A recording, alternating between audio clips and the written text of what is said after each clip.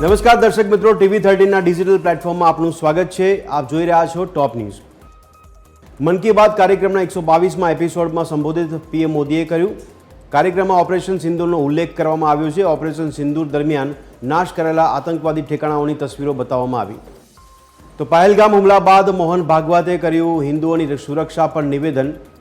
મોહન ભાગવત દ્વારા હિન્દુ સમાજની આંતરિક શક્તિ વધી રહી છે તેવું કહેવામાં આવ્યું। જ્યારે હિન્દુ સમાજ સશક્ત થશે ત્યારે જ ભારત પણ ગૌરવ પ્રાપ્ત કરશે તેવું નિવેદન। દેશમાં ફરી કોરોના પાછો આવ્યો છે ત્યારે દેશમાં કોવિડ-19ના કેસોની સંખ્યામાં વધારો નોંધાઈ રહ્યો છે। કોવિડના નવા વેરિયન્ટથી લોકોમાં ગભરાટ। કર્ણાટકની રાજધાની બેંગલુરુમાં કોવિડ-19ને કારણે પ્રથમ મોત થયું। તો ભારત વિશ્વનું ચોથું સૌથી મોટું અર્થતંત્ર બન્યું છે। જાપાનને પાછળ છોડી દીધું છે તો નીતિ આયોગે આપી આ અંગે માહિતી। માત્ર અમેરિકા, ચીન અને જર્મની જ ભારત કરતાં મોટા અર્થતંત્રો। દિલ્હી મુંબઈમાં વાવાઝોડાએ વિનાશ વેર્યો છે ત્યારે દિલ્હી મુંબઈના ઘણા વિસ્તારોમાં પાણી ભરાઈ જવા પામ્યા હતા। યુપીમાં ભારે વરસાદ યથાવત છે। હિમાચલમાં વાદળ ફાટ્યું। વિસાવદરની પેટા ચૂંટણીની જાહેરાત બાદ રાજકીય ગરમાવો આવ્યો છે। વિસાવદર પર જામશે ત્રિપાંખીયો જંગ। ભૂપત ભાયણીએ કહ્યું, ભાજપ મને ટિકિટ આપશે તો હું ચૂંટણી લડીશ।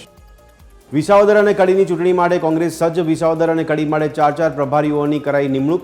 કડી માટે જ્ઞાનીબહેન મેવાણી તો કિરીટ પટેલ અને રઘુ દેસાઈ પ્રભારી। તો વિસાવદર માટે ધાનાણી, ઇન્દ્રનીલ રાજગુરુ, પૂજા વંશ અને વસરમ સાગઠિયાને જવાબદારી।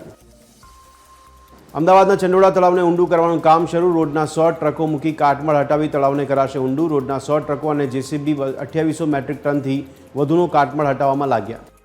ધોલેરા ભાવનગર હાઈવે પર ગમખ્વાર અકસ્માતમાં 4 લોકોના મોત। 2 કાર વચ્ચે ટક્કર થતાં સર્જાઈ દુર્ઘટના। છેલ્લા 13 દિવસમાં કુલ 9 લોકોને ભરખી ગયો કાપ। લાલુ પ્રસાદ યાદવે તેજ પ્રતાપ યાદવની પાર્ટી અને પરિવારમાંથી કરી હકાલપટ્ટી। વિવાદિત નિવેદનને પગલે 6 વર્ષ માટે તેજ પ્રતાપ યાદવ પાર્ટીમાંથી સસ્પેન્ડ કરાયા।